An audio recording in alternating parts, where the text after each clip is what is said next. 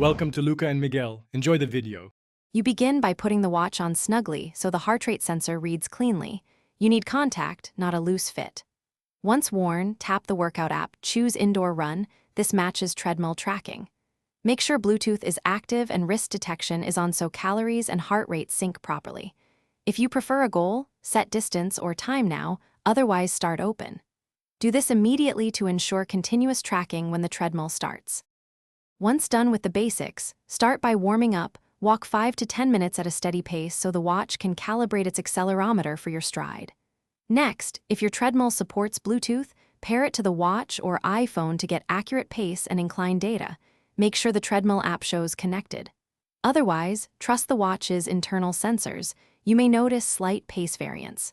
Finally, lock the treadmill controls and confirm the watch shows heart. To finish, stop the treadmill safely and end the workout on your watch so data saves. You'll see splits, heart rate zones, and calorie estimates right away. Once synced, check the fitness app on your iPhone for detailed metrics and trends. If values look wrong, make sure the strap is snug, clean the sensor, and restart the watch. If needed, unpair and repair Bluetooth or update watchOS. That single troubleshooting step usually fixes false pace or heart rate drops.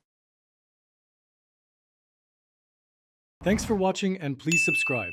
It's the best investment you'll ever make.